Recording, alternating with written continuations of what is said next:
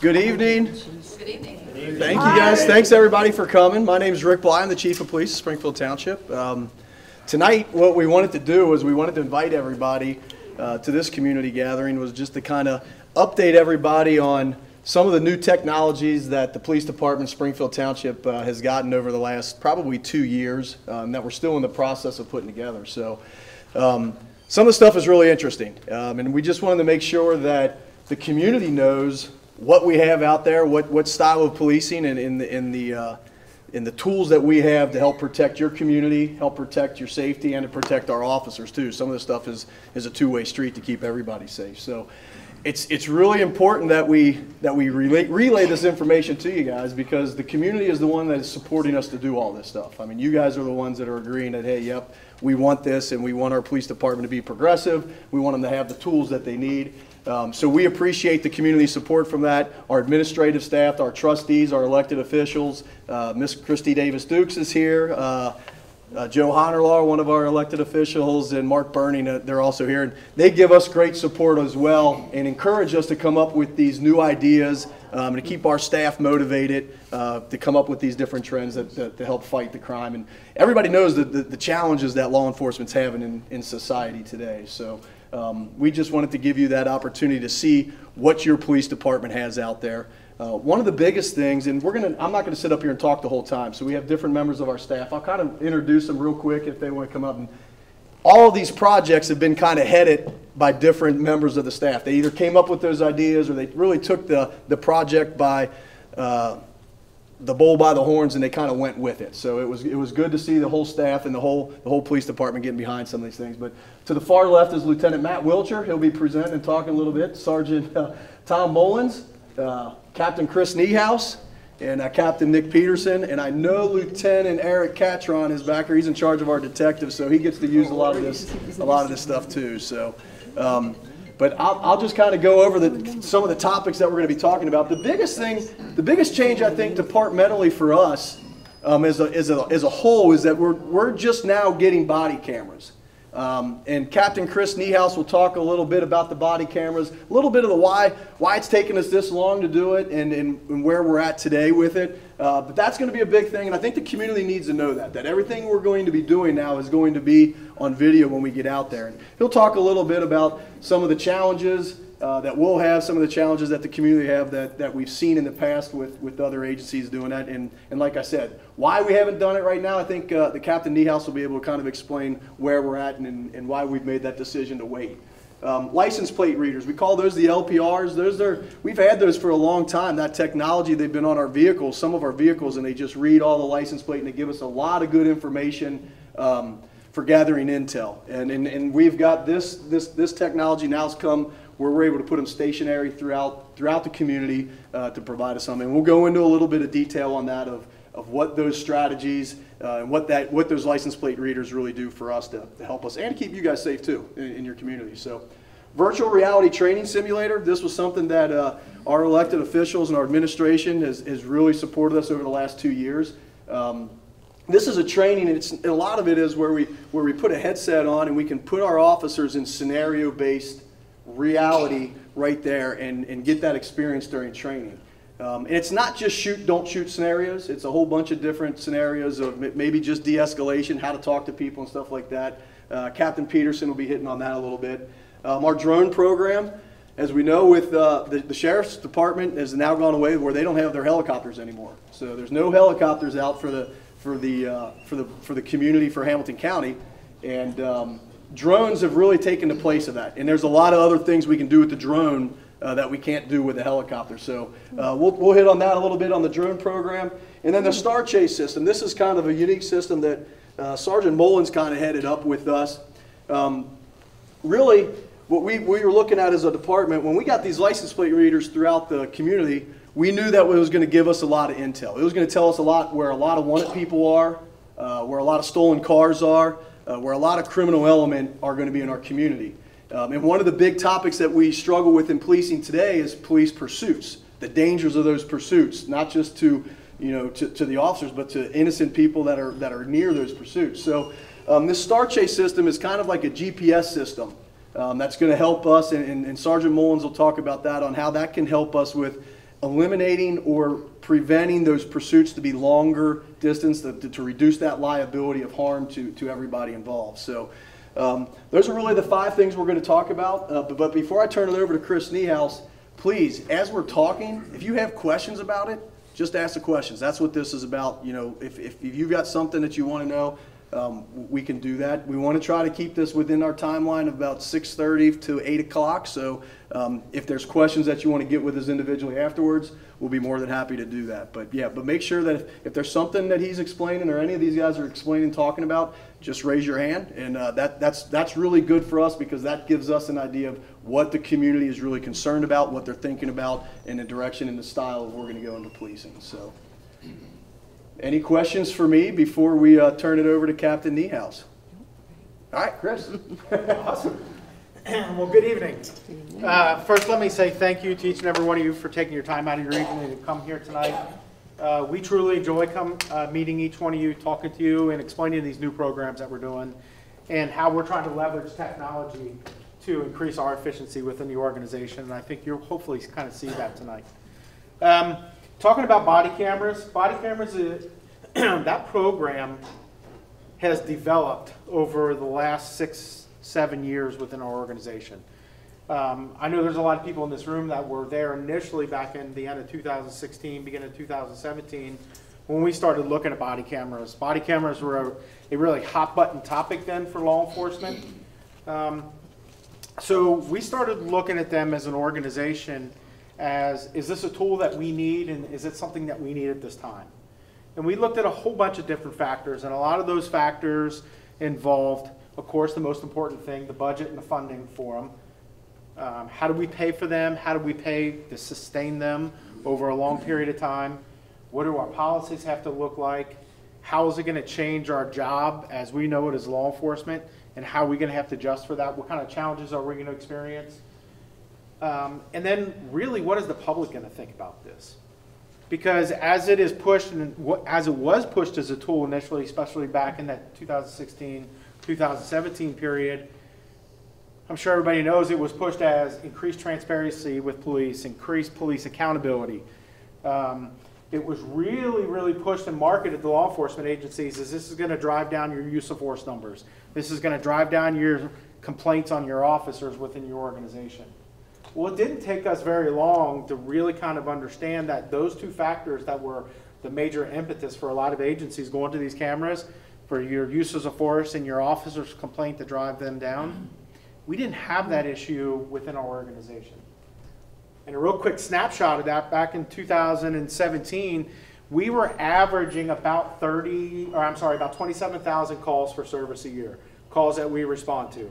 And then we look at an additional 7,000 traffic stops that we make. So we look at how many times do we come encounter with somebody in the public.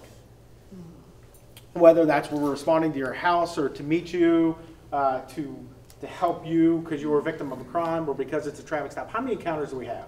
So when we look at it, we were just over 40,000 contacts with community members. Well, out of that 40,000 contacts that we had with community members, in 2017 we had 1 complaint against an officer. Well, let's look at the use of force statistics. When we look at uses of force, we had 20 uses of force out of 40,000 interactions with people in our community. When you start looking at those percentages, you know, that's less than 0.1%, right? So for us, looking at solely from the perspective of lowering officer complaints and lowering uses of force, it wasn't there for us.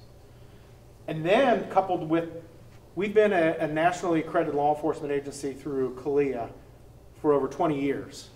And we started looking at other accredited agencies across the country who hold themselves to the highest law enforcement standards that we do.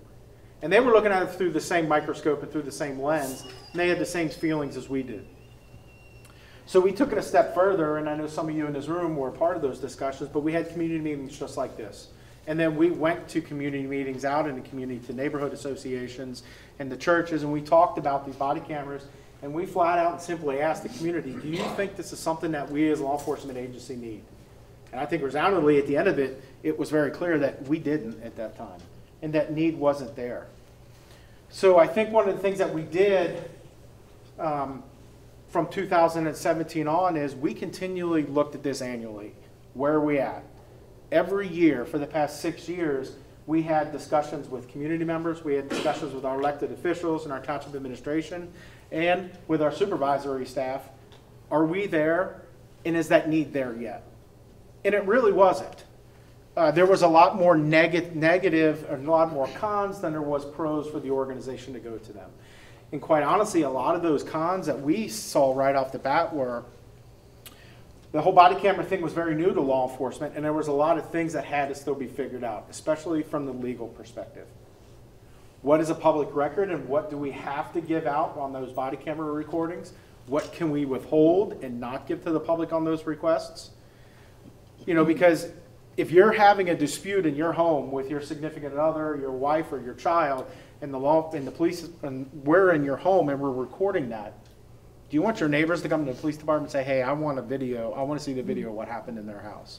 And I think everybody in this room, the answer is probably no, because that occurred within the privacy of our home. So there was a lot of discussions, and we knew internally that there had to be a lot of work to come through, whether it was through the courts or through legislation on how to address privacy. So that was one perspective that we looked at. And most importantly, then we also looked at how do we pay for these things, these cameras, if we look at moving to them. And then how do we manage them? Do we have to hire more staff on to help us manage these cameras?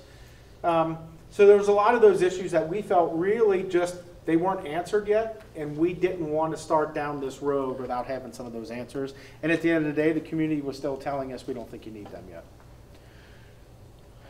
We internally, with our supervisory staff, we talked, and I think one of the things that we initially talked about was when we start to see an impact with the effectiveness of our organization, we start to see an impact on how effective we are solving crimes in the community. If those start to become impacted because we don't have body cameras, I think first that's a big consideration for us. So over the course of the past 6 years, we annually evaluate it. I really feel that the last couple of years we're getting closer and closer. Simply because a lot of those answers to those questions that we just talked about, they were being answered. Answered through legislation, answered through policy. Enough law enforcement agencies were out there that had these and deployed them out there, and they were the ones that were really kind of setting the course for everybody else. We kind of fast forward into 2022, last year. One of the things, and the very first thing we looked at when we did this annual review of, are we at that point yet where we need to go to body cameras? A lot of that discussion initially started with our line officers. And speaking to our line officers, they either came to Springfield Township from another local jurisdiction that had body cameras, or enough organizations around Springfield Township have body cameras, and our officers were to the point where first they were very comfortable working in that environment. They were very comfortable working with officers that had cameras. I think it kind of removed some of that anxiety that officers initially had about having body cameras. And then the second thing that we looked at is our prosecution and our effectiveness as an organization becoming affected. And unfortunately, what we found out in 2022 is it was. And it started to become affected because the court system has now relied so heavily on body camera footage and body camera evidence to prosecute and defend cases that it put us in a position where we weren't losing cases. Our cases weren't getting dismissed because we didn't have it, but what we found out is our cases we were going through more motions and court hearings than we ever used to have to, simply because we didn't have body camera video. And so many agencies did, and the courts become so reliant upon that video that, I hate to say it, but sometimes they look at it and say, well, can we trust the officer and what they're telling us, because it's not on video. So I think that was kind of the aha moment for us, that our officers are comfortable with it, our officers want them, and I think we can start to see a negative impact on how efficient we are as an organization. So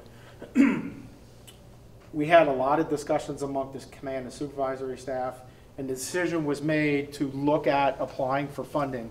So the federal government and the state of Ohio both put out grants for body cameras. for local communities to apply for body cameras. So we applied for the state body camera grant in September of 2022. So one of the things, trying to be fiscally responsible, we asked for one body camera for every one of our officers. We asked for unlimited storage of the data, because that data that storage is immense. Those recordings take up a lot of space. So we asked for unlimited storage, and we asked for all the equipment that comes with body cameras and be able to implement a body camera program successfully. And we asked the state of Ohio to pay for it. I think it was just our lucky day, but in February 2022, the state of Ohio awarded us one of the highest body-worn camera grants in the state of Ohio. We were awarded just under $245,000. So that funded body cameras for each one of our officers. It funded unlimited data storage for our organization for a 5-year period, as well as all the warranties and all the equipment. So I think looking at it from a financially responsible perspective, waiting as long as we did, let a lot of the legal issues work themselves out in court, seeing what worked for agencies and what didn't, and then being able to put together a program that will be sustainable in the future. It's funded initially for the first 5 years by the state of Ohio, and we have good policy to write based on those experiences of the agencies that started into this early on. I feel that we're in a really good position. So what we decided to do we went with the Axon body cameras. The Axon is one of the largest. They were formerly Taser Corporation. Taser is now Axon. We do have their Taser devices as one of our less lethal options that our officers carry. But it is one of the best on the market. And when we looked at what vendor we wanted to go with, we wanted to make sure that the equipment and quality that we were getting were there, that we were going to put forth the effort, the money, and the drive to make this program successful. We decided to go with the Axon Body 3s. So with this grant, we actually, on year number 3, we'll all get new cameras in year number 3 through the grant, we'll all upgrade to the newest cameras that are there. So lastly, I think the other part of this too is we have an ability now to share information with other agencies. Our case information with the prosecutor's office, with local agencies, we can send them those digital files in a link. We share it with the prosecutor's office. We share it with local agencies that have similar crimes. It also gives us one other avenue to kind of reach out to the community, leveraging technology once again, because everybody that we encounter, we speak with on the street has a cell phone, right? Has a smartphone. Their whole life is controlled by the cell phone that they have. What we find is we talk to people on the street and they say, oh, I got a picture or video of that. Can I download it or email it to you? How can I get this to you? Well, the officers with the Axon software can send them a link. It goes right to their phone. They can drag and drop it from their phone, from their email, and it goes right electronically into the case file at the police department. It moves it over electronically. It's an easier way for us to send that out, and it's an easier way for us to be able to send things out so you can send it back anonymously to us to help in our investigations. So it gives us another outreach tool to the community where we can get some of those things back that were initially a struggle for us. I know that's we went down a long road, but we've been working on this since 2016, 2017. Does anybody have any questions? Does the data reside on the camera until it's downloaded, or is it? It does. Okay. So the question was, does the data reside on the camera until it's downloaded? And the answer to that is yes. These cameras will hold over 12 hours worth of data, depending on how busy the officer is on that day. When they come back into the police department, very simply, all they do is they take the camera off and they put it in the docking station. As soon as they put it into the docking station, it automatically uploads it into the secure cloud that saves it, and then it clears it for that day. Yes? Are the cameras already deployed and out there, or is that coming? Good question. So the question was, are the cameras already out there and deployed? They are not yet. We are really close. There's a couple internally, there's a couple things that we looked at. And once again, it's another step in the day for the officers, right? Taking their reports, they have to enter the reports on the computer. They have to have a way to be able to catalog these videos. Trying not to cut into the day where the officers have the time to be out in the community addressing traffic complaints or being visible in the community. We're working on a system right now through our communication center, through our records management provider, that when our officers get dispatched to a call, once they clear that call and they shut that camera off, it'll automatically tag that video with that call for service number and then catalog it. So the officers don't have to spend extra time out of their day going through and figuring out which video is which. It does it for themselves. So it keeps that unobligated time open for the officers to be out and be visible. So great question. So we hope to, within the next month or so, have that pilot up and running with maybe 4 to 8 cameras out there, just to make sure that we're comfortable with it. We don't have to do any refining of policy and things like that. Yes, ma'am.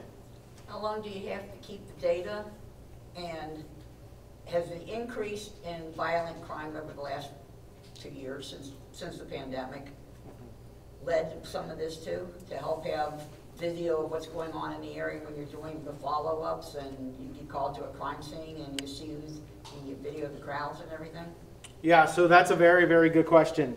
So there's really 2 components to that. The first part is how long do we have to keep the video, and the second is it beneficial, or we've found it beneficial of violent crime? And the answer to that is yes, but the first part is we have a records retention policy at Springfield Township. Now, those videos comply with that records retention policy based on whatever that video was taken. Okay, so for instance, if I go to Ed's house and I arrest Ed for a misdemeanor crime, that video follows the rules of evidence and the retention it is for any evidence that I take out of that crime. If he has a weapon on him and I take that weapon, I have to hold that weapon as evidence for a period of time. Well, that video evidence has to stay as long as that does. If I'm out on the street and I stop Mrs. Hester for doing 75 miles an hour down Wind Road, and I don't give her a citation, I give her a warning, we can delete those videos within a 30-day period. They can go away. So the basic answer to your question, they follow the rules of evidence for whatever that video is taking. The last part of your question, yes, we have found them very, very beneficial. Unfortunately, we've had some violent crime in the township where we used body camera video from adjoining agencies that showed up to help us on a scene, and we were able to grab their body camera video right away and start identifying people that were there that had left prior to us arriving. So big, huge benefit on the investigative side for that. Yes, ma'am. So do the cameras have to be activated anytime there's contact, or are there situational times when the camera is activated? It is situational. Okay. And I think that was a really big question that we had going back to 2016 and 17 is, when do they really have to be turned on?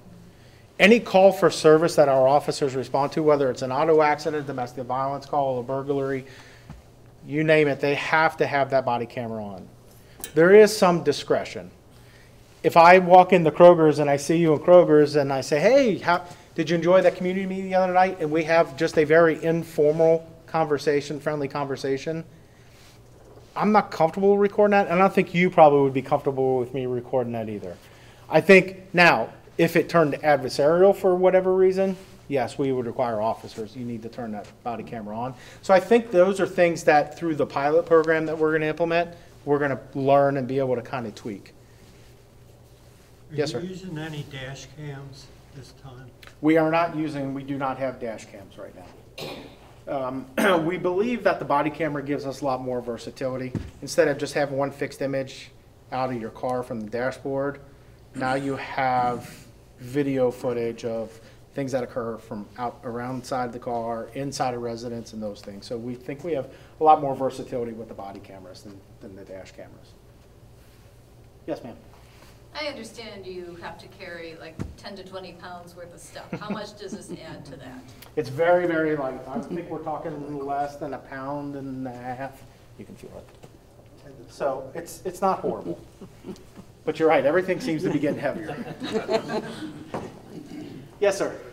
I'm just gonna wonder, is there any way to quantify savings that come from hearings that don't exist because of the cameras? You know, the falling down drunk who, when he sees himself, doesn't go to trial. Yep. the defendant who claims he wasn't Mirandized when he hears it being given to him doesn't challenge it, those kinds of things. Sure, and I think that, to your point, those are very, very hard to quantify. And I think those are things that we don't know and we probably would never know. I really didn't address it initially when we talked about where we came from with this program. But here's what I will say. I think these body cameras, and I think in what we've seen across the country over the past several years with the body cameras, it changes the way the community acts. It changes the way the people that we have interactions with, it changes the way they act when they know that they're being recorded on body camera. And our officers have seen that with neighboring agencies and agencies that they work with. I'm a lot less likely to be vocal and mouthy and disrespectful to law enforcement if I know that I'm being recorded. But to your point, there's a lot of those scenarios that we just never know. Yes, sir. Talk about the cameras, you turn them on and turn them off. Yes. If you're in a chaotic situation, how do you remember to do that? So it's a very good question. And a lot of that is through our training process. Here's what I will tell you without going too deep into how the cameras work. There is a 30-second rollback. So technically they're always recording. It's not audio. So if something happens really quickly with the officer, unexpected, where he wouldn't have normally been recording, as soon as he can hit that button to start the recording, and by hitting it, it's a big circle on the front here. You can almost grab it anywhere and turn it on. You will get the previous 30 seconds, you just won't get the audio with it. So at least you'll have that video with it. So it's a 30-second rollback on each video. But that was a really good question. So traffic stops. Yes. Would you turn it on? Yes. For a traffic stop? Yes. Yep, absolutely. Any other questions? Yes, sir. Yes, my question is just to piggyback on what the young lady said back there. I know a lot of police departments in different parts of the country. Once they hit their blue lights or the red lights comes on, the body camera automatically turns itself on. And I think that should be an added feature to that, where the police officers really don't have the control over turning it on and turning it off, because there have been situations where the body camera has been turned off by the officer when he's been in pursuit. So are you guys thinking about something with an upgrade? Once you hit those lights, you know, the body camera automatically starts recording? Sure. Mr. McCoy, that's a really good question. And I will say this. Yes, we have. And I'm glad you brought that up, because there was a point I forgot to make. So I will tell you, the city of Cincinnati has that feature. It's an extra purchase, and it's wired into your police cruiser. Our question became for Axon, if our officers are sitting on North Bend Road conducting traffic enforcement, or they're there taking a report, and they don't need to have their body camera active, and a Cincinnati police car goes past them lights and siren too, and it's in the city, he said it's going to turn every one of your body cameras on. So I think that was a concern for us. How do we manage a lot of those false activations? I think technology will be there before too long where it can fix that. But to your point, and what I did forget to mention is, we did purchase what's called a signal sidearm kit with these body cameras. It's an attachment that goes on the front of our holster, or I'm sorry, the side of our holster. And anytime the officer draws his firearm out, it automatically kicks his camera on. And not only his camera, but any of the officers around him, it'll automatically turn their cameras on and start recording. When you look at, I'm sorry. Is there a distance limitation on that? There is, but I think it's like 50 feet. So it's a pretty great distance. Our concern with that is, when our officers get into a lethal force encounter, sometimes the last thing that they're concerned about is trying to turn a body camera on because of what they're presented with or the threat they're presented with.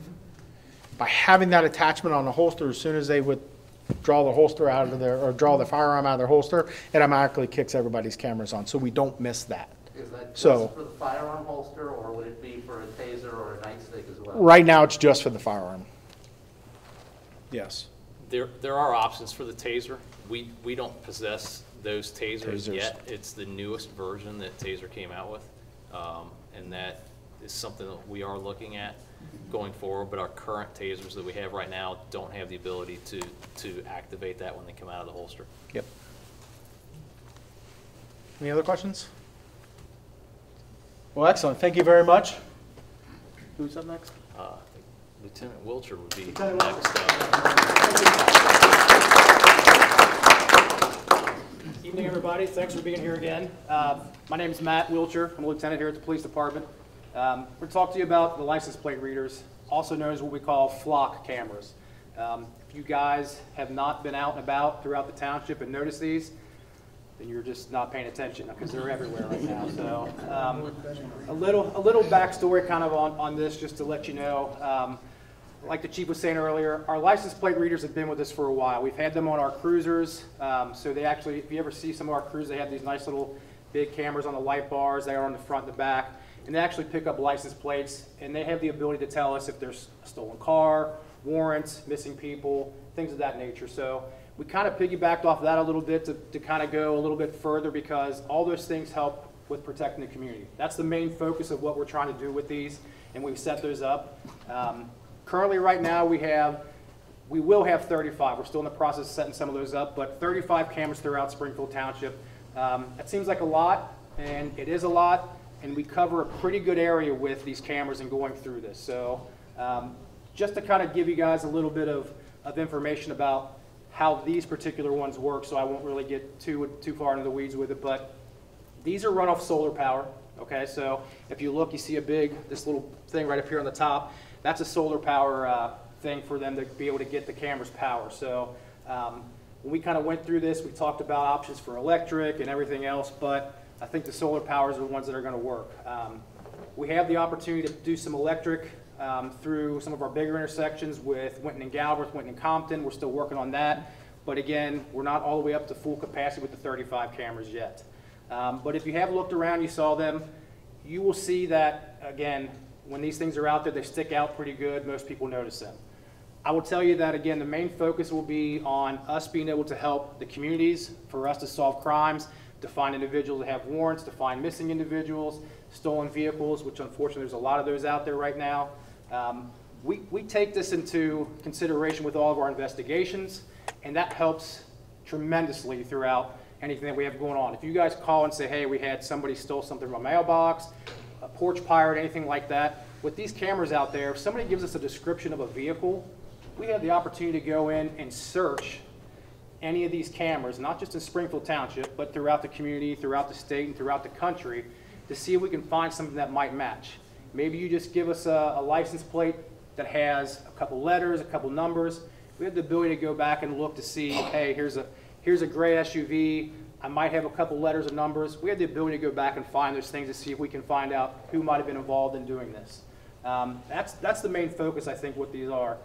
I think a lot of people also worry that we put these up and they're a big brother aspect of it. It's 1,000% us trying to do whatever we can to make the community safer, and it adds that extra added layer of security. Again, I don't want to get too technical with some of the stuff, but our officers have the ability to see these in their cars. So they log on for the day, they get in there, they type in some stuff, log in, they get this flock system up and running. They have it set up to where they'll actually be able to get reads or get alerts telling them that there's a stolen car that just passed one of these cameras, that there's a subject with a warrant that's with these missing cameras, that there's a vehicle of interest that was involved in a hit skip that we're able to manually put in and show this is where this car potentially is. That being said, there's always going to be something that's going to be interesting for us to be able to go from an investigative standpoint. When you think about the community as a whole, what Springfield Township has, I will tell you that Forest Park, Fairfield, they have a bunch around here as well. Cincinnati does not have them as of yet, but we have those communities that are surrounding us, Springdale, they're getting them, and it's going to be nothing but beneficial for all of us. I'll give you kind of a little example of how this kind of worked to our benefit not too long ago, but we had an unfortunate situation up on Meredith where an individual was shot and killed.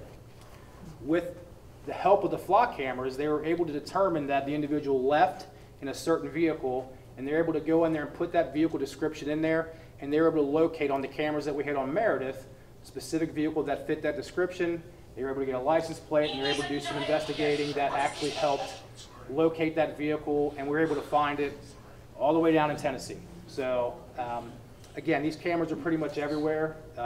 If you see them up and running, you will notice that they have these big boxes on top for the solar. I'll show you a little bit how this kind of works with what our officers see, what our dispatcher can see, what we see when we're sitting at our desk. It has the opportunity for us to see those alerts and kind of go that route. It'll probably open up some questions, and I might be able to answer a few other things if Captain Peterson can bring it up here real quick. So again, this is what we see when our officers log on.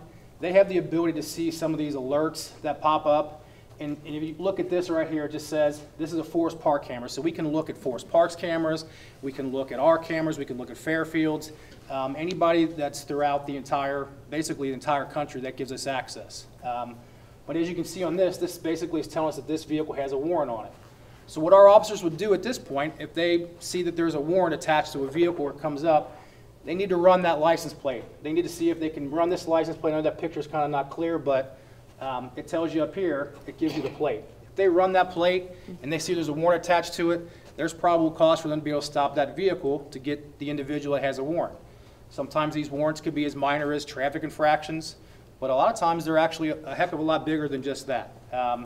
We just had one not too long ago where officers noticed the same car hitting the same cameras over by St. Xavier, and they kept seeing that. Well, one of our officers actually ran the plate, saw that they had a pretty serious felony warrant, and they kind of waited because it kept hitting that in the same time period every day.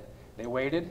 Sure enough, they see the vehicle, it hits the cameras, they run it to check it, arrested. So again, little things like that, those are extra added features I think that you guys maybe not see 100% all the time, but when you see these cameras, this is what we're kind of using them for to help us solve crimes and keep you guys safe throughout the community. One of the things, if you look at, hit that map on there. This will kind of give you an indication just throughout the area of how many agencies have them. Sharonville, Evendale, Forest Park, Fairfield. And as you kind of look around, you see this just big area. You got Mount Healthy, North College Hill, so they're pretty much everywhere. So not only does it encompass, they are at Edgemont. Believe it or not, they are actually in Edgemont. I promise you they are. So Summit and Section, they're out there. They're over. There's 3 of them over there. I promise you. Not getting too much into it, but there's a political side of this as well, where we tried to make sure that we were putting them in areas that people understood this is going to benefit the neighborhoods. And again, putting them in specific spots throughout Springfield Township, it helps encompass and enclose those neighborhoods. So if a car gets in there that's done something they shouldn't have, whether it's a theft, whether it's, God forbid, a homicide, we have the ability to be able to say that car passed this camera and then it didn't pass another camera. We'll be able to get in that neighborhood and say, wait a minute, they didn't pass this camera, so they still have to be here somewhere. But again, this map kind of gives you an indication. As you can see, this talks about the alerts. If you click on that alert, on that actual one, it'll show you the actual camera. So, So this is what our officers can see. Click it again. There you go. So as you can see, this one specifically hit over here. This is going to tell you the camera. It's going to zoom in, give you a better location. So you're probably somebody's going to ask me, how long does it take for us to get that alert once it passed the camera? Could depend on a few things, but Flock has pretty much told us that anywhere from 10 seconds to 25 to 30 seconds is about the time period. For us to get alerts, our officers, like I said, they log onto their computers in their car. They have this running. There's a nice little noise that starts making them aware of that there's a hit or some type of warrant. They get it on there. One of the other features they have is the ability for us to get that notification on our cell phones. Like we said, everybody has a cell phone. Everything runs through your cell phone. So our dispatchers have access to that. Our detectives watch this all the time. So again, these little nuances that we have throughout the communities that are nothing but technology driven for us to be able to do our jobs more efficiently and be better in the long run. So I'll open it up to some questions. That first view that you had on the camera, sure, that looked like it was one direction. Do you actually... So that was a specific camera. So okay. When we get an alert, so if you bring back up the alerts, when we get an alert, it'll show a picture of the car. It tells you the camera location, tells you the direction it's going. So again, this says Mill and Kemper. But if you look down a little bit, I mean, it just depends on where these cars are coming through. But it does have the direction. And if you think about it now, unfortunately, we don't have 2 plates anymore. If we had 2 plates, that would be great. It'd make things a lot easier. But since we only have rear plates, we can only get those rear plates. It will pick up motion, so if a car is going in the opposite direction, it'll pick up that car going past there. It just might not get the plate. So we have the ability to search, again, for cars, not based on plate, but based on descriptions. So if you kind of look, let me scroll down on this a little bit just to see if there's, sometimes these will have actual,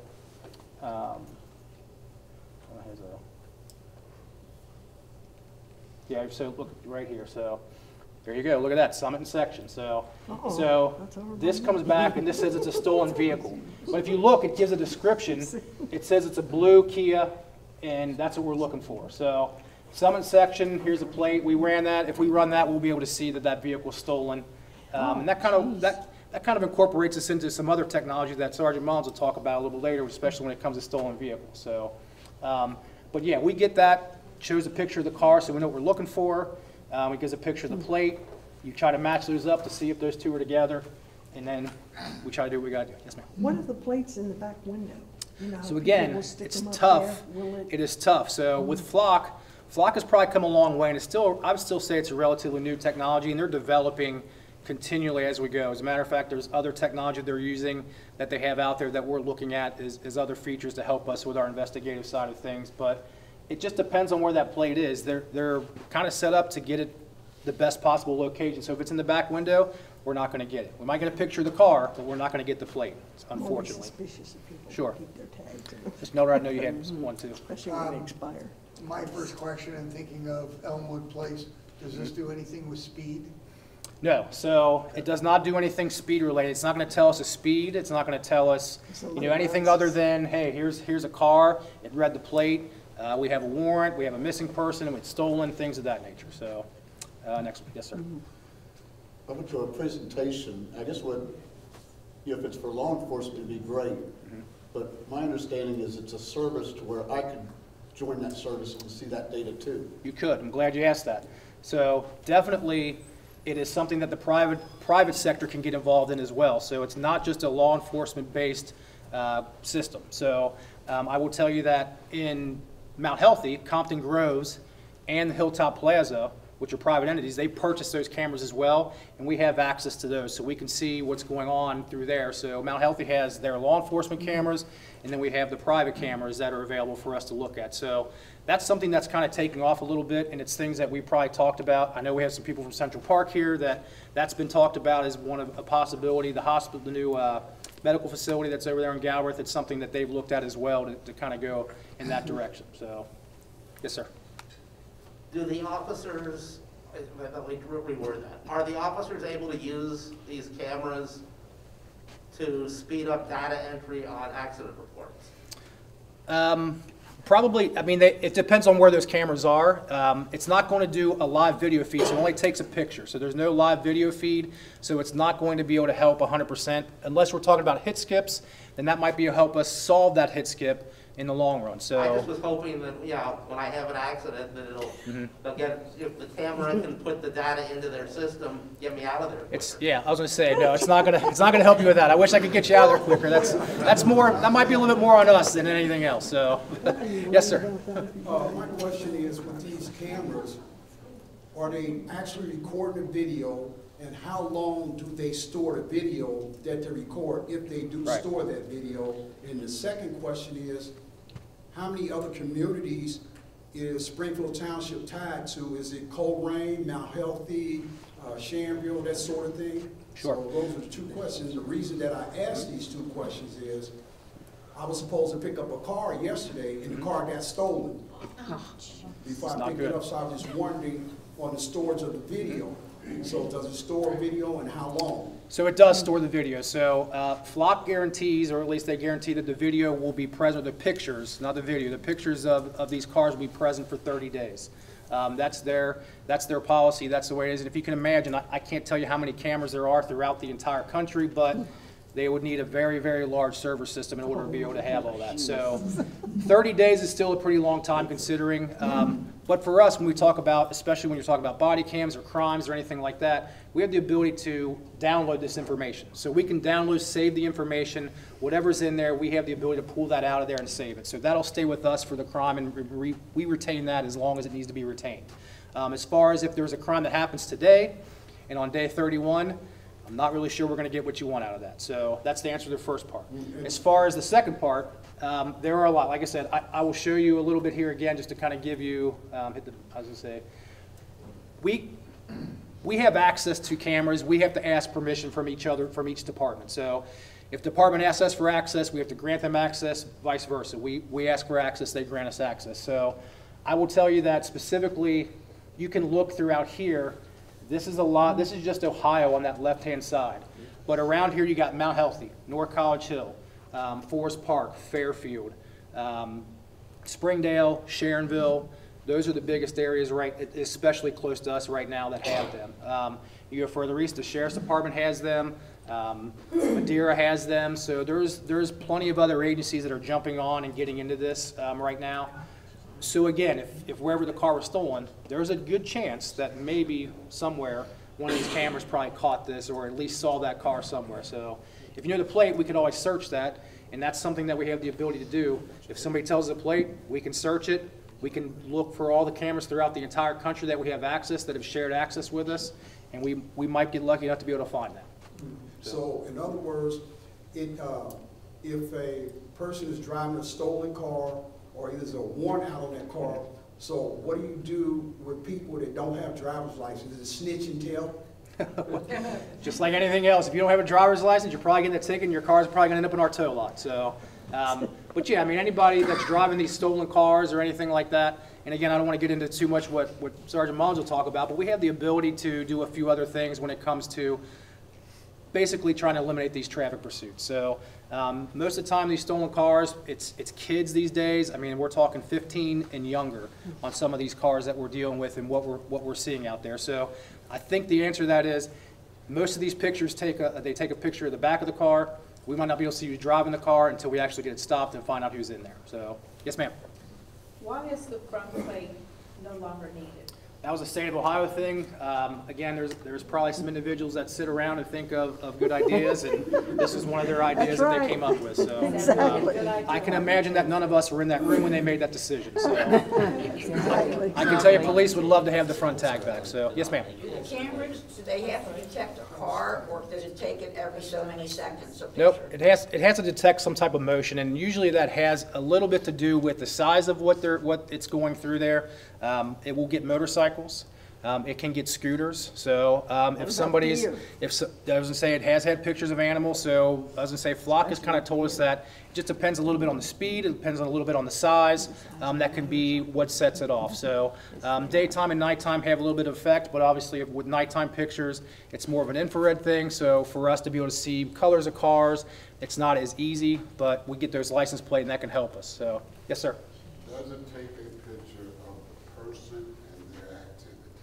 It only gets a picture, it registers that car based on the plate. However, if a car's coming the opposite direction and it sees that, it gets that motion and takes a picture of it, potentially we could see a picture of the individual through that windshield. But again, it's not set up specifically just to take pictures of individuals. It's more for that plate and that car itself. Yes, sir. Spring and summer, lots of solar energy. Fall and winter, not so much. Is there enough solar energy in December for them to work as well or not? Well, you've just asked the question that we sat around and talked about for probably 2 or 3 months about how we wanted to do this. So in dealing with the project itself, one of the big things were how do we make sure that this power goes to these cameras throughout the year. You're right. The seasons play a big factor in that. We looked at the electric side of things as being a big factor, but in watching this over the last few months that we've had them, because we kind of got this going in April, and then we really just had most of the cameras have been installed since about June. So with the exception of about 6 or 7 cameras we got left to get installed. The solar stuff, I will tell you, it shows its percentage. Flock gets an alert if it goes below a certain percentage to be able to come out to look to see what the issues are. So far, we dealt with people in northern Ohio. We've talked to them about the solar side of things. Flock is continually developing that technology to make sure that the solar side of it works better. We haven't seen that issue. We haven't seen any issues with solar being a problem. When I check this, it can see that. So again, if we have 2 or 3 days where the sun's just not out because it's cloudy all the time, we haven't experienced that yet. So I can't really give you a good answer on whether or not that's going to be a factor for us, although it's something we considered, and based on the things that we did research on, it sure looks like they got a pretty good grasp on some of those issues when it comes to the solar power. So, yes, sir. Does snow accumulation impact that? So again, I would like to think that based on how it's tilted, it might not do that, but there is a heating element that I believe that it will kind of keep that kind of from getting iced over or anything else, but there is a chance that that could potentially happen. And if it does happen, like I said, we have the ability to see it. Flock also has the ability to see it. If they notice that, or if we notice it, we can actually go out and maybe try to do some things to try and get that back activated again. So, yes, ma'am. This is a usage question. If you're on a street that has a lot of red light runners, and you've got a camera there, can you go after those red light runners, even though it's not the red light camera, you're seeing them constantly going through, and in some way you can tell that the light is now red. If it's at the right angle, can you go after them after the fact? Unfortunately, I think the way their cameras are set up, they're not going to see that. That's going to be something an individual officer has to witness. However, if they witness it and they see that car going through the intersection where we might have a camera, they can say, hey, instead of having to pull out and go 90 miles an hour after it, they might be able to use that information to say, all right, this is the car that ran the red light. They can get that tag. Maybe they can go to the house to see who it was, talk to them, see if there's an issue, issue citations, things like that. So that's a possibility. Anything else? Good deal. Well, I appreciate it. I think we're going to move on to the next thing. So thank you for your time.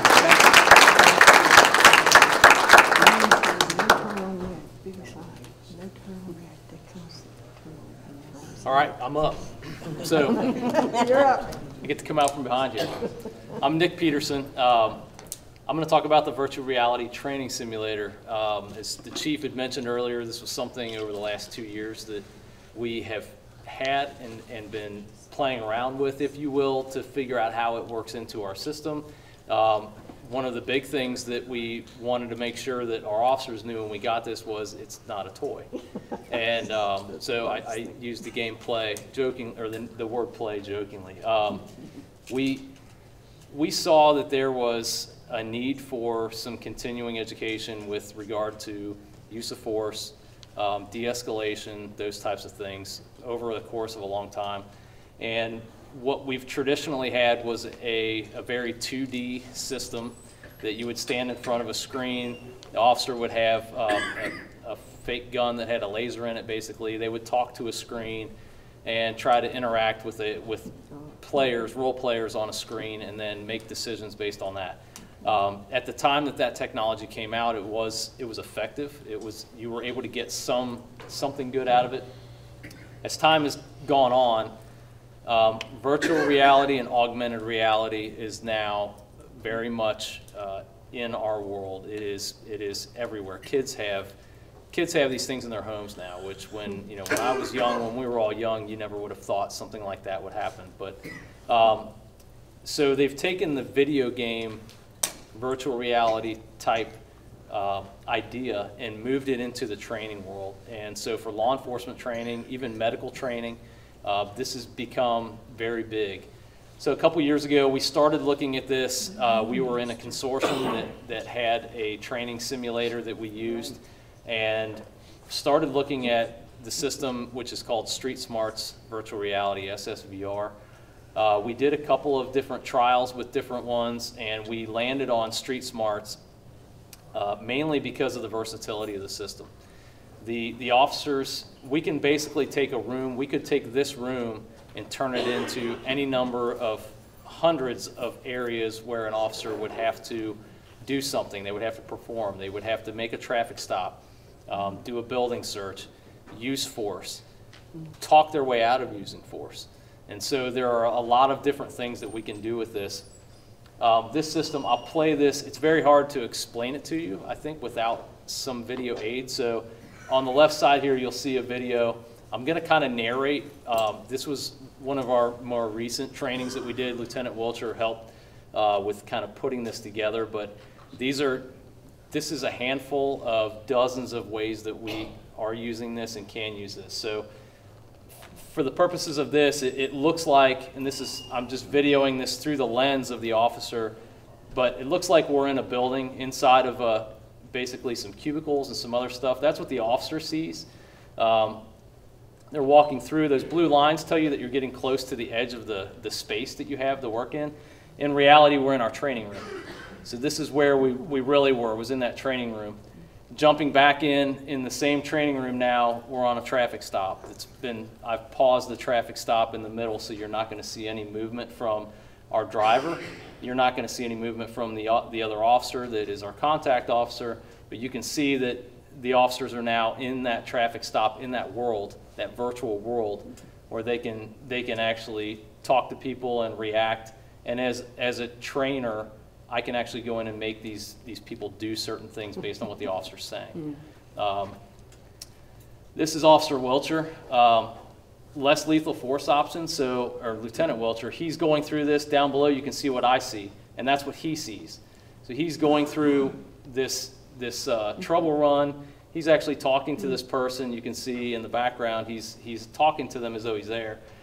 This guy's not going to comply with him, and in fact is going to try to do something to the lieutenant. He draws his taser out, and he's able to actually use the taser off of his belt. It's not his real taser. It's a simulated taser that comes with the system. So we have this ability to use the actual force options that we legitimately have in order to train with them and talk through them. Actual uses of force, this was an active shooter. Now he's going back and watching what he did from different angles. So we can talk about that and say, hey, maybe try to do it this way. Maybe you should have used this language, or you should have said this or that. We can actually jump into that world with him. We have the ability to use our rifles with this. So it just looks like he's walking around the room. In reality, this is what he's seeing and this is what he's doing. So he's actually making entry into a building where there's an active shooter, and he's trying to take care of that. Again, the rifle is an option. You also have a pistol option that comes with this. So it's the same scenario, moving through that and using his pistol to move through the space there and take care of the threat. It really is about, as you can use your imagination really with setting up some of these scenarios and going through them with the officers. The most recent update that came out allows us to actually create our own scenarios. So up until now, we had to use the scenarios that the company gave us. Now they give us basically a whole world that we can drop ourselves into. And as a trainer, I can actually put a headset on and be in the scenario with the officer and walk them through what they did when we did the replay there. I can actually stand there in the scenario and say, hey, over here, I'm pointing at the ground, but in reality, there's nothing there. In virtual reality, there's a gun sitting there, and say, hey, you missed this. You made this traffic stop, but you missed the gun that was sitting here. So let's talk back through this and figure that out. De-escalation techniques, this is a phenomenal system to be able to go through, and they have a lot of things in there that we can talk to people, and just through mental health and other things. We can just sit and have the officers get some experience with talking through things. Newer officers that are coming out of the academy, they may not have experienced all of these things that we want to teach them. We can jump in here with them and do that. This is not a replacement for firearms training. It does have a range simulator in it, but it's not a replacement for firearms training. It's not a replacement for any type of actual traffic stop training, which we do on a yearly basis. It is not a replacement for anything else that we do, simunition training, that type of stuff. This just enhances all of that. We're in a controlled environment. We can run this 24/7, 365. We can in fact have two officers in the same scenario talking to each other. I can jump in there with an officer and actually be the bad guy, if you will, or be that person that's having an emotional breakdown and talk through that stuff with them and be in that world. So it really takes our training and advances it to the point where it pretty much covers everything. We can go into this and run through some scenarios, then go down to Whitaker Elementary or another school and actually get officers in there in a real space and have them do simunition training, which is more of a live fire training that we go through. So we'll put them in those scenarios, put them into live simunition training with traffic stops. So It just enhances everything that we've done. And what we found is that we're getting a lot of good feedback from officers. They're saying that they not only appreciate the technology, but they're gaining a lot of insight from that. Your mind goes places, and later on, your body needs to recall where you've been, right? And so being able to put their mind in situations here and talk through the right way to do it from a training standpoint allows us to watch them later on and see them progress to the point where their body's going to do what their mind has told them to do in the past. So we get to those, I guess, training steps through this. Cool. Any questions? Yes? Nick, talk a little bit about the stress that they feel going through this. Yeah, so when the officers put this headset on, it's uncanny because a lot of them in the past have gone through different scenarios, and there's a little bit of, they feel like they're going to have motion sickness or whatever else. This doesn't do that. They get inside of there, and you can immediately, when they start the scenario, you can actually see their physical change in their body, their stress in their voice. It's crazy. And we've had a few officers that have gone through a couple different traffic stops and other things where we've had the officer standing there, they're talking to the person, they're asking them to get out of the car, and all of a sudden the guy says no, slams the door, and takes off in the car. And you'll actually see, if you're not watching this screen, you'll see the officers jump back out of the way, turn and actually try and run back to their car. There's only so much space in these rooms that we have. So there's a safety aspect that we have built in where when you saw those blue squares, it tells you like, hey, you need to slow down and stop. You're getting close to the edge. But they get to the point where they are so into it that they are actually reacting based on what they're seeing in front of them. So jumping back away from that car, not reaching into it and trying to go into the car. That's a big one for us. Our officers, as a typical response, don't do that, wouldn't do that, but we can test them here. So what would you do if you're in that position? A lot of us have been in that spot, so we can put them in there. The actual firearms portion of it, you'll see officers in the middle of talking to somebody in this system, and the bad guy or girl will pull a knife or pull a gun, and they'll jump back and draw their gun out, and we're looking for them to do all of the right things here. Are you reacting appropriately? And they will. And they get done, and I'm telling you, some of them will come out, and 3 minutes in this machine with this VR on will get them to where they're sweating, and their heart rate's up, and their hands are shaking, and so that's that decompression period where we take the headset off. Really there. Yeah, let's talk really about it. But in virtual reality. You can put that headset back on, and then we'll go through it and debrief it. This is what you did right. Yeah. This is what you can improve upon. That's cool. So it is incredible what you can get now, and they continue to get better and better. I mean, we've had it for just under 2 years.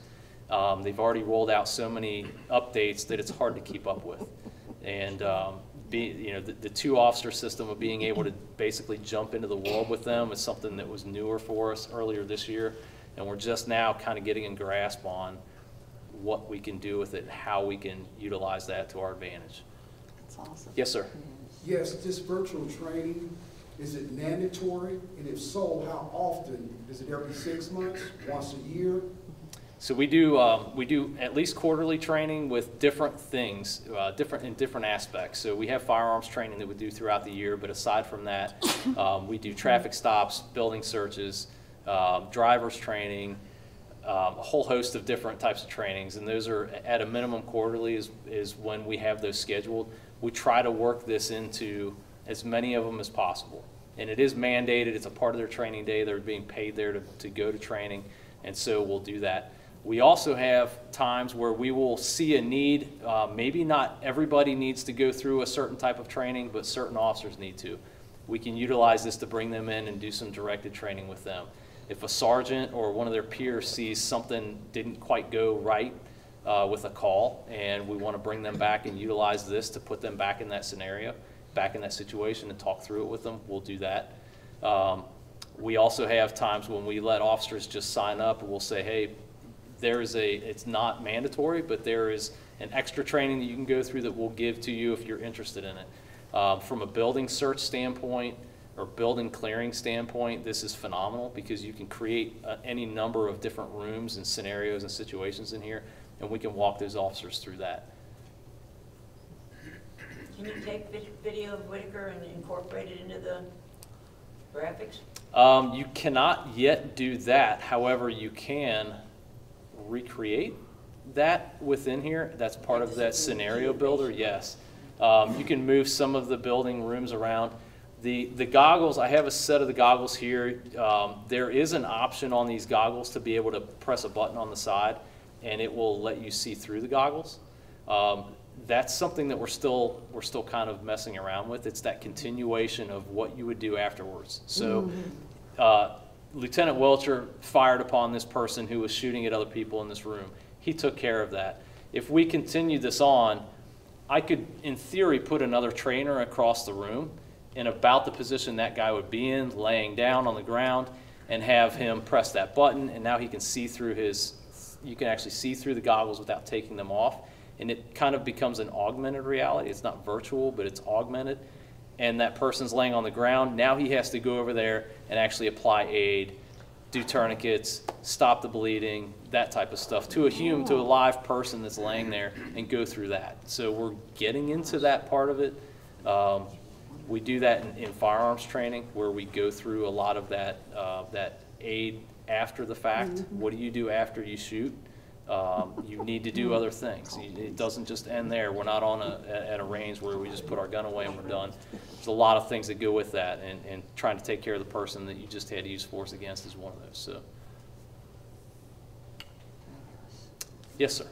Does this system get shared with the fire department for learning dark and smoky buildings? I would say we have not done that yet. I believe that the fire department does have certain apparatus that they are able to use, which actually does have smoke and things like that in it that they use. So we've not experienced the need for that yet, but it may be something coming up where the technology would be there to kind of put them in those situations and do that. That's pretty cool. Any other questions? All right.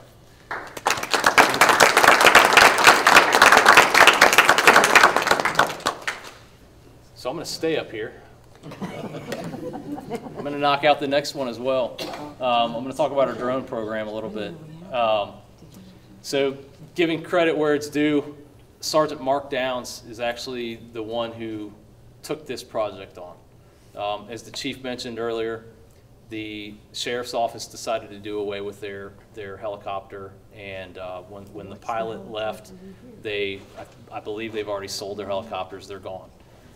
We started looking at that resource and how much we use that on a regular basis, and wanted to start looking into our own drone program and having those available to us immediately. What we found over the last couple of years is agencies around us were getting we're getting drones in. There was a certain amount of time, kind of like the body cameras, where there was, the FAA had certain rules about flying them, when you could, when you couldn't, who could fly them, how you could fly them, how high you could fly them, where you could fly them, could you fly them over people. All of these things kind of had to be hashed out. We're at a point now where we have a pretty good understanding of where the FAA stands, what's legal, what you can and can't do. And so we have selected several officers to go through and actually get their FAA license to fly these. So there is a Part 107 test. It's not an easy test. It's a pilot's test that you have to take in order to be able to fly this. We decided to go ahead and go get the Skydio drones. A lot of people are familiar probably with the DJI. That's about the most common known drone out there for citizens. We looked at the DJI. We also looked at Skydio. What we found with Skydio is, for the specific purposes that we need, that was going to be our best bet. The program, or the actual drones that we purchased are up here. We purchased 2 of them. The bigger one here is the X2. That one has the ability to do FLIR or night vision. So we can fly that at night and actually see at nighttime. It also has a 3D mapping capability. So for serious auto accidents, fatal auto accidents, and or outdoor crime scenes, We can use this to actually take a 3D picture of that whole crime scene, and you can almost kind of like the VR system, you can kind of drop yourself into the middle of that crime scene or into the middle of that auto accident and be able to take a snapshot of everything all the way around. So that drone gives us the ability to do that, which is very nice. More so what we found when we were calling other agencies in, and the fire department actually has a drone or two, I think, and they were able to kind of let us test out some of the abilities of their drones when we were looking for wanted persons, when we were looking for missing persons, we were looking for missing children. All of these different things makes it so much easier for us to do our jobs.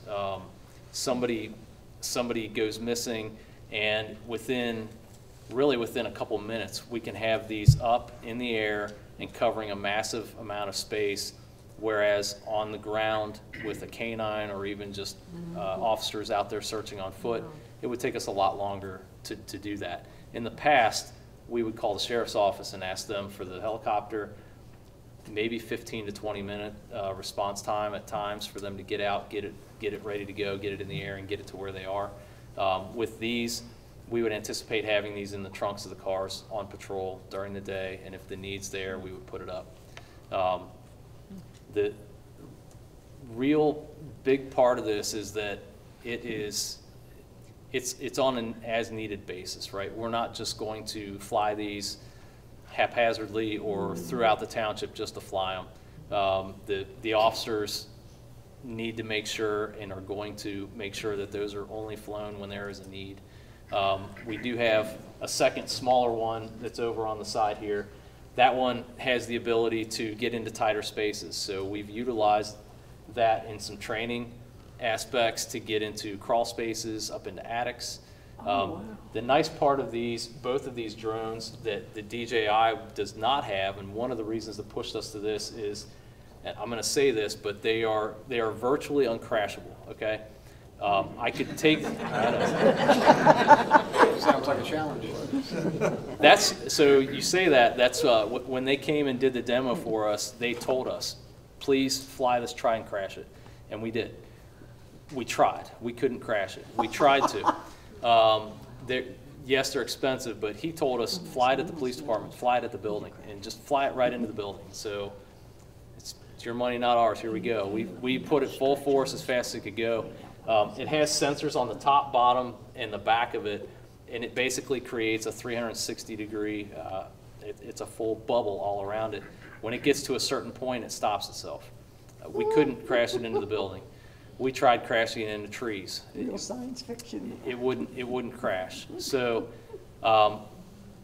there are weather-related issues that can come with flying drones, right? So when I say it's virtually uncrashable, if you put it up in the middle of a hurricane, you're probably not going to fare too well. Lightning storm. Yeah, but under normal flying conditions in the areas that we would be flying and should be flying it, we shouldn't have any problems with that. Putting these things into tactical situations, like I said before, putting it into an attic.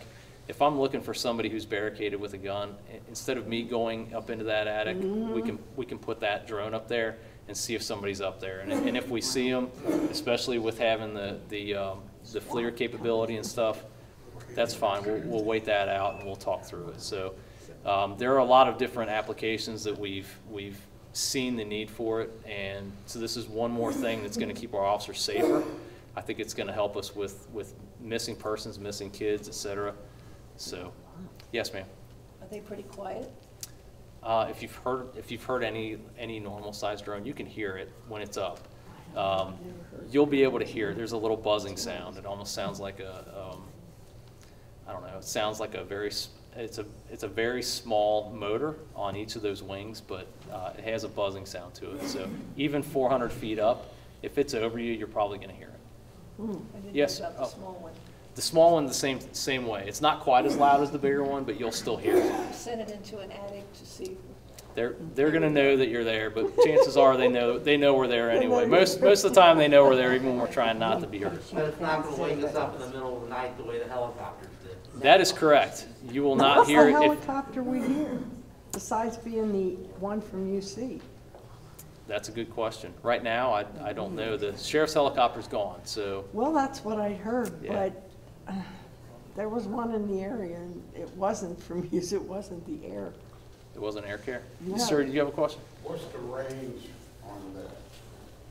Let's say if you stationary here, how far out could you radiate? They can go a pretty far distance, like up to miles. But the FAA regulations and everything else, we have to have line of sight. We have to see it. So it's going to be within our line of sight is where we have to keep it for. And again, we've got officers that are going through that FAA process to get their license. I am not one of them, so I have not gone through that process to see exactly what the regulations are. But yes, it's not going to go very far. Yes, sir. My question is, are these drones part of the state budget along with the body cams? Who's paying for these drones? Is it the state money coming in, or is it the taxpayers or the township? So how are they getting paid for? These drones that we have are paid for by the township. By who? By the township. By the township? Yes, sir. Taxpayers. Correct. Even state's taxpayers paying for it. It would be cheaper than a helicopter, right? Absolutely. Yes, I would say. It definitely would be. Taking the place of that was a huge loss for us. When the sheriff said that they were not going to continue that program, we utilized that a lot for different things that happen in the township, robberies, people running from us. The big ones are missing persons, missing children, that type of thing. Those are huge. We have a need for it. You know, the military's used theirs up in Wright Pat. Yes. Up in Fairborn and Beaver Creek on some things. Do you just have those 2 drones, or do you have others, or are you going to The get police more? department just has these 2. Okay. Is that all you intend to get? Right now it is. The program, when we purchase these, we do kind of like the body cams. There is an option in, I think in a year and a half, if they come out with a newer one, which they say they will this year actually, they will upgrade that for us. Do you know if these brand have the signal identifier built into them, or are you exempt from that?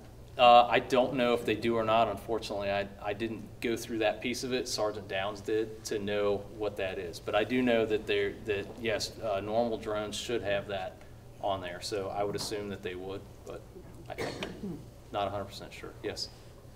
How are they monitored? Is there a screen in the cruisers, or does it come back to headquarters, or what? The actual pilot has a handheld screen here that can also be digitally projected to a screen or a monitor. The other piece to this is we can project this over an internet-based connection to a screen that we can log into. So when we talk about even going back to like when we had the windstorm that came through, major damage throughout the township, we can use these to do damage assessment, and that can be relayed back to a command center. If we have a SWAT situation or something like that, where we can put this up, same thing, we can relay that back to a command center and actually get that feed out to somebody. Is it just video monitoring, or is it audio as well? Just video. Does it go to Hamilton County's emergency?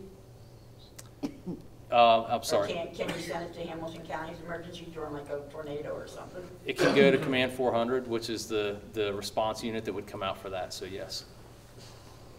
Yes, sir. What's the battery life for a single flight?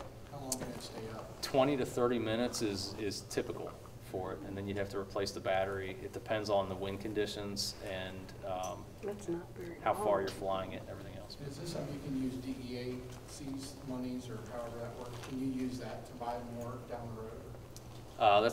That's possible. There is some equipment funding that's there that we could utilize, and the chief might be able to talk a little bit more about that. Talking about the funding with this, the great thing that, you know, Nick was talking about, the fire department has a drone, so we're kind of been working really well with the fire department. That a lot of the funding when we get this type of stuff, we use a lot of what we call forfeiture money through our investigations, through drugs and stuff like that. So when you say is the township paying for this to come out of the taxpayers' money, yes and no. I mean, there's a lot. We have unfortunately, we do have drug issues in Springfield Township and Hamilton County, but that's a source of revenue too on the seizures of property and cash and stuff like that. So our forfeitures, we work with, you know, a lot of different drug agencies. We're the administrating agency of DART, the Drug Abuse Reduction Task Force.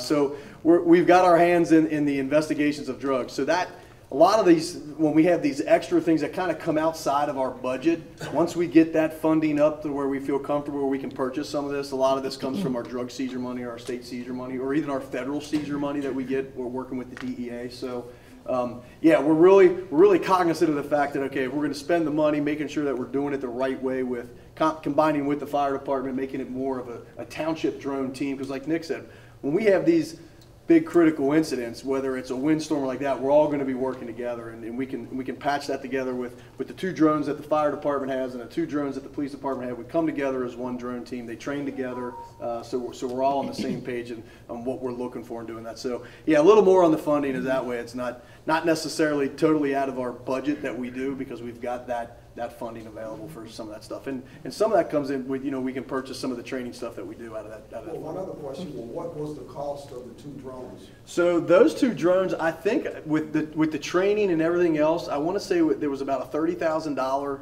purchase on those.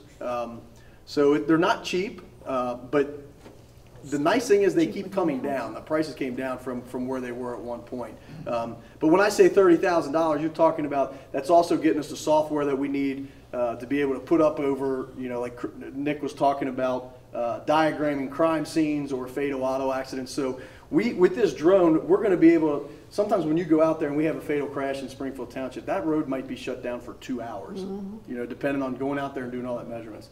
That's going to be able to reduce that time significantly for us, maybe down to an hour or less, to be able to get the information that we need. So yeah, it's gonna make us more efficient in what we're doing, speeding up some of those processes. So, Cheaper than a helicopter. Yeah, a lot cheaper than the gas in the helicopter. Just Talked about the gas. battery life. They can bring those things down pretty quick and change it within probably a couple, 2-3 minutes, get the battery changed and get it right back up there too. So.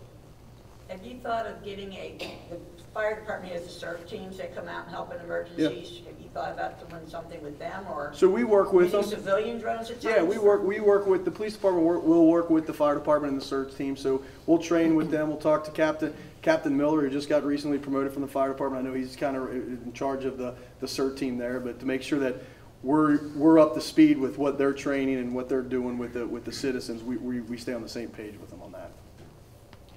Yes, sir. $30,000, what's the useful life of those drones most likely? Well, that's the nice thing, like Nick said, when we started purchasing those and looking at those, we're like, all right, so when we know technology is changing so quickly. So we wanted to make sure, just like the body cameras, if we're going to get into this purchase and we're going to look at that, how long are we going to get this for, and how long are they going to last? Drones haven't been around a long time. But we know within a year and a half we're going to get upgraded with the new drones. So, you know, we're thinking at least a 3 to 5 year. But like I said, I don't think the pricing of it, the drones is not just that expensive. It's not $30,000 each year. No. It's a one-time purchase. We get the software. It's just going to be the maintenance and upkeeping it, and if there's updates in the software that we purchase too. So. And I should add to that, if I can, real quick, that third drone is in addition. We get to keep these. So that third drone was, if that software or if that technology gets to the point where they put out another one, I think it's within the next. Just thinking through that, it might be within the next 5, but they're saying in the next year and a half they will have another one out. Their goal, I think, is by the end of this year. So we will end up getting a third one, and they've told us we can keep the smaller one that we have here. We'll keep that one, and then we'll certainly keep the bigger one that we'll be able to do the majority of the stuff with. I think when we take care of them, they should last a long time. Yeah. I mean, they're pretty durable pieces of equipment. It's a lot cheaper than a police cruiser. It's a lot cheaper than a cruiser, yeah. I mean, when you start talking about these license plate readers and the drones and stuff like that, that's all started the process of what we're going through. Is like, hey, is the cost worth the reward of what we're doing? We're not just going out there and doing those things, and they know that we have to figure all that stuff out. And it took us Captain Niehaus was talking about the body cameras, how long it took us to really commit to making sure we're doing that. Hey, and then a grant comes up and we're like, boom, now we're ready to do that. So we're always looking for those opportunities with grants. to kind of come up with that stuff to help us prolong these things. And the state does a pretty good job of knowing what the equipment that we need as local law enforcement and trying to come up with opportunities for us to keep those costs down. Doesn't sound stupid, but No. are they bulletproof? No. I doubt it. I think the general maintenance is just the batteries, you know, after a year or two of use, you just replace the batteries. Yeah. You know, the propellers, like you say, they're not hitting anything, and the electric motors are pretty bulletproof. I mean, they don't go bad. Yeah. I appreciate You know, that. so anyway, batteries, Yeah. maintenance wise. Cameras can go bad. All right, well, we've got one more topic. We're going to bring in Sergeant Mullins. He's going to kind of go quick because I know we're getting close on time, and I do not want to keep you here all night. But he's going to speed through the Star Chase technology real quick. And then once we're finished with that, if you guys want to stick around and talk to us, we'll stick around and we can come up and kind of look at some of the stuff and answer some more questions at that time. So, all right, thanks, Nick. Thank you. How's everybody doing tonight? Great. Good. So just quickly, I'll go through this. The Guardian HX, it's the handheld GPS launcher. It's a tracking and tracking device. It allows us to, kind of how Chief Bly talked about, pursuits that are a contentious issue around the county, around the nation. This is kind of how we're mitigating things like that. So what it does is, this right here is the GPS tracking device. There is a radio transmitter and a GPS device inside this little dart here, just for your reference. What this does is it sends information back to the core view mapping system, and it allows us to track that vehicle. So as a supervisor, what I can do is, if one of my officers, they have the launcher here and they use it, they tag a vehicle, right? It allows me to take a step back and I can actually pull the core view mapping system up on my computer, and it allows me to monitor everything that's going on, speeds, location. So if speeds would be elevated, it allows me to terminate that pursuit if need be when things start to get dangerous. So the housing here, right? You pop it open, you can see it's not loaded, by the way. There's a heating element in here, okay? You load the dart inside, and there's a sticky adhesive on the end. It's also reinforced with a magnet. So a lot of times in the winter, we got inclement weather, it's raining, it's snowing, it's not going to affect how that dart attaches to the vehicle. Single shot. So Is that a single dart? This is a single dart. Okay. If you want to see it. Yeah, I just. It's not going to explode or anything. He said we So like I said, single shot, air compressed. This is not a less lethal force option. It's not a firearm. We're not going to be shooting anybody with it. We have tested it. If you shoot a window with it, it's not going to break the window or anything like that. How's it work with the plastic body on cars anymore? Yeah. Plastic, like I said, there's an adhesive on the end. Fiberglass. It's about 1 inch thick, so it heats up. It takes about, they say 5 to 7 minutes, but it doesn't take 5 to 7 minutes. Like I said, we've trained with it, we've tested it, we've used it. The adhesive itself, without being heated up, it'll adhere to the vehicle and it's not going to come off. What's its effective range for deploying it, shooting it? and 60 to hitting a 90 feet. So it comes out at 37 miles per hour. Yes. What kind of scenarios would you use it? It's a good question. So I got an example for you. So during the testing phase, one of my officers was on Compton Road. He locates a stolen vehicle. He takes a Star Chase launcher. He fires it at the vehicle. It adheres to the back of the car. So at that point, the vehicle takes off. It flees from us, right? They know it's stolen. There's kids around the area. They're stealing cars. They're doing whatever they're doing. It allowed us to take a step back and use our resources in a way that we could take another officer coming from a different part of the township. He was able to get in a position and throw stop sticks. Does anybody in here know what stop sticks are? So, right, so we were able to disable that vehicle. So at this point, we have a tracking device on it. We stop sticked it, so we deflated 2 of its tires. We stayed back. The vehicle continued down Galbraith Road. It ended up pulling off the road right on Vine Street. At that point, by the time we pulled up, the operator, he was running away from the vehicle, and we were able to deploy the canine. So did the guy in the car, the operator, know that you had done that? Did No. he know? Okay, but if he did, if for some reason they recognized that and stopped, can he pull it off? They could get out and pull it off, but at that point, another element to it is, whoever grabs this and holds on to it is going to leave a fingerprint. So we Yeah, can pull, well, that, yeah, that's true too. so we can pull a fingerprint off it and we can identify it that way. What's that? I said, can I have that back? Yeah. So at that point, kind of tying it all in together, if the vehicle stops and the suspects flee, we're able to use the drone. We can launch the drone, get the drone in the area. There you go. Kind of get a visual, right? So we disabled the vehicle, we tagged it, we're tracking it, and we are able to better deploy our resources. And that But when it aspect. hits the car, they can't tell that something hit it or hear it. I'm sure they might be able to tell a little. It's a loud thud, so it might sound like if you're driving down the road and somebody throws a rock at your vehicle, it might sound something like that. But they're not going to know what's going on at that point. But they're gonna see your patrol car or whatever, aren't they? Aren't they gonna know? So another good question. There's two different models. So there's a vehicle-mounted option, which we don't have. We have the handheld launcher, so a little more versatility. We can get out on foot. We can go into these neighborhoods, and it allows us to have the element of surprise. Like we can hide behind another vehicle. We can hide behind this apartment building. The element of surprise. You can come up. You can tag it. We can fall back, and then we can track it. And nobody's gonna see you. There's a Just possibility. out and around, you know, I mean, that, just carrying something like that Yeah, I mean, there's always the possibility that somebody would look suspicious. They But they're might call not- the police because they think you've got something. We're already going to be there. So we can Yeah, but they, I'm just saying, they're gonna Yes. think, okay, maybe we Yes. got a terrorist or something going Yep, on. that's always a consideration. Go ahead. Yes, how many, do those guardians do we have? We have two. Two? Those just special patrol guys that have them, or it's just issue that we hear about stolen vehicles? So we're training everybody. Okay. We're training everybody on it. Everyone's going to know how to use it. And it's not only for stolen vehicles. I mean, obviously, we can tag trailers, heavy equipment. We've had issues where construction sites, they've stolen heavy equipment. If we get in a situation where we need to tag a forklift, for instance, we can do that. What's the tracking range once it's That's a good question, too. I forgot to hit on that. So if I tag a vehicle out in this parking lot, it can go all the way to Columbus. And basically what our Hamilton County Dispatch can do is we'll send something to Columbus Dispatch, and they'll also be able to log in and see where the vehicle is. So I can view it all the way to Florida if I wanted to. The range is unlimited.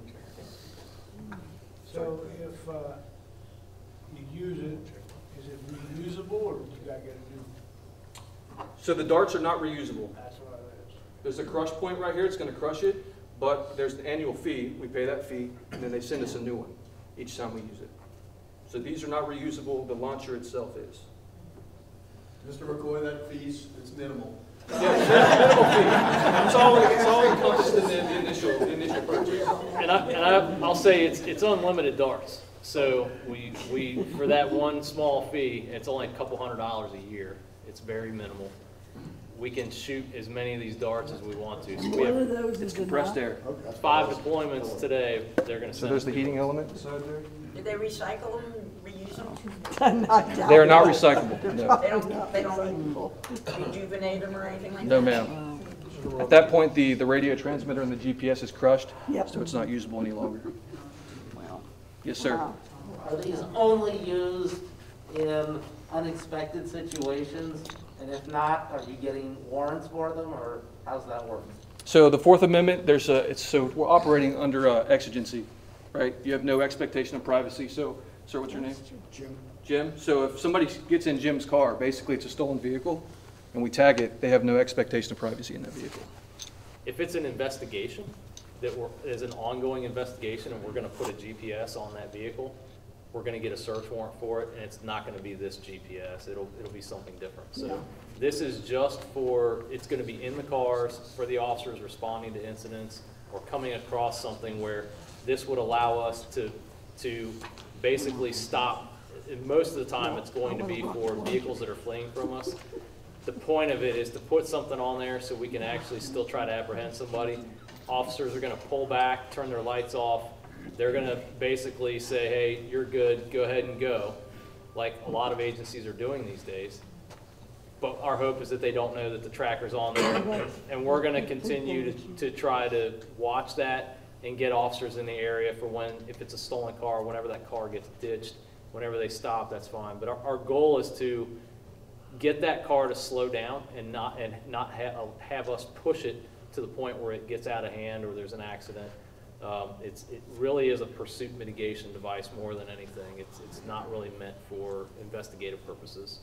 So it's not a silver bullet, it's not going to solve all of our problems, but we're going to be able to increase officer safety and ultimately increase safety to the public.